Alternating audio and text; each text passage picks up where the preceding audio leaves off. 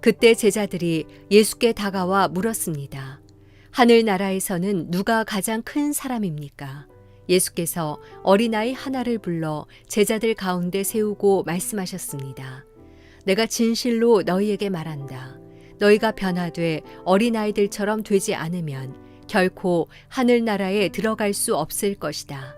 그러므로 누구든지 이 어린아이와 같이 자신을 낮추는 사람이 하늘나라에서 가장 큰 사람이다. 또 누구든지 내 이름으로 이런 어린아이 하나를 영접하면 나를 영접하는 것이다. 누구든지 나를 믿는 이런 어린아이 가운데 한 명이라도 죄를 짓게 하는 사람은 큰 맷돌을 목에 달아 깊은 바다에 빠뜨리는 편이 차라리 나을 것이다. 사람들을 넘어지게 하는 일 때문에 이 세상에 화가 있다. 넘어지게 하는 일이 없을 수는 없으나 넘어지게 하는 걸림돌과 같은 사람에게는 화가 있을 것이다. 내 손이나 내 발이 너를 죄짓게 하거든 잘라내버려라.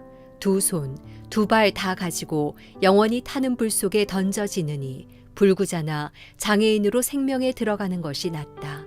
내 눈이 너를 죄짓게 하거든 빼내버려라. 두 눈을 가지고 지옥불 속에 던져지느니 한 눈만 가지고 생명에 들어가는 것이 낫다.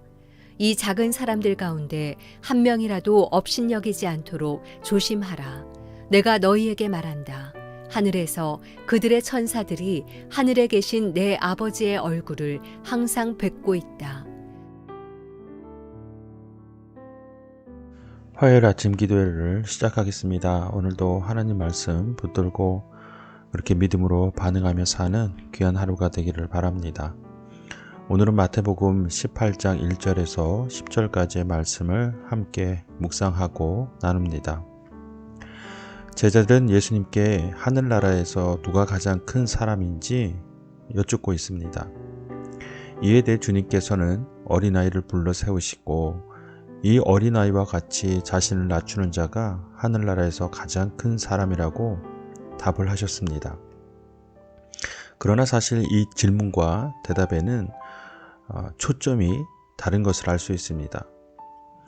제자들이 예수님께 드린 질문의 의도는 세상적인 기준에서의 큰 사람이 누구인지를 묻고 있습니다.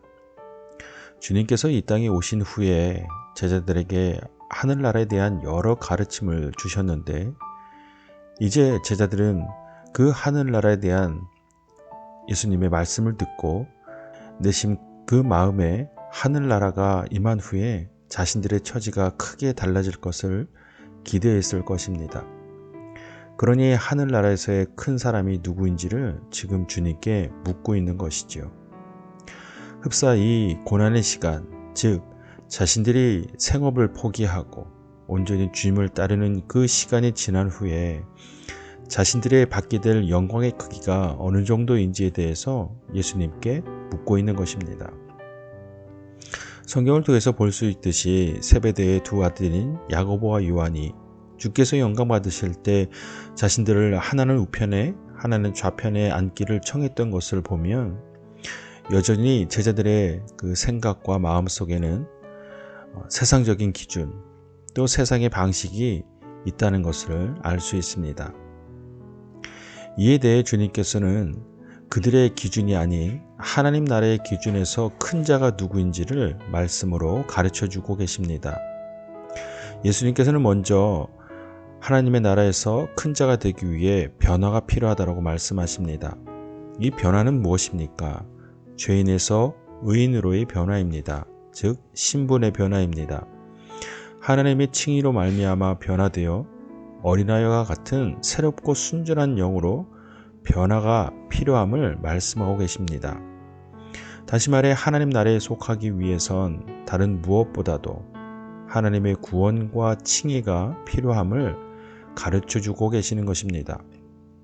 그리고 두 번째로는 자신을 낮추는 겸손한 자여야 하늘나라에서 큰 자라고 말씀하십니다. 이는 제자들은 더 큰 영광과 명성을 얻어 큰 자가 되고 싶어 했지만 하늘나라에서는 오히려 겸손하여 낮은 자가 큰 자라는 이런 역설적인 가르침을 주고 계시는 것입니다.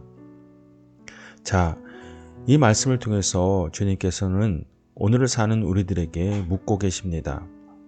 우리가 과연 어디에서 큰 자가 되고 싶은지, 또 어떤 모습의 큰 자가 되고 싶은지를 말입니다. 우리 마음속에 그 큰 자의 기준, 그 모습이 어떤지 우리의 속마음을 주님께서 묻고 계시는 것입니다. 사실 제 생각에는 하나님 나라에서 이 큰 자라는 개념이 과연 있을까라는 생각을 하게 됩니다. 누가 더 낫다, 누가 더 크다 라고 하는 개념 자체가 하나님 나라에 있을까요? 그렇지 않다라고 생각합니다.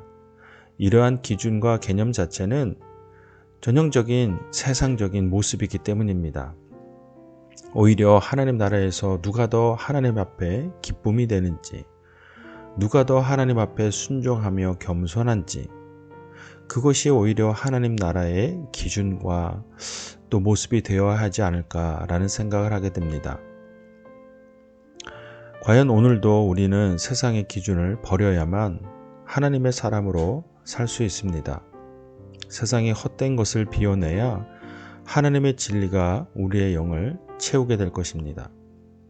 세상의 큰 자가 되기 위해 발버둥 치기보다 하나님 나라에서 큰 자가 되기 위한 소망과 기대, 기쁨으로 사는 우리 하나 가족이 되기를 바랍니다. 그리고 사랑하는 우리 하나 가족 여러분, 믿음, 즉 신앙생활이라는 것은 환경에 지배받아서는 안 되는 것입니다. 오직 하나님께 반응하여 사는 삶이라는 것을 잊지 않기를 바랍니다.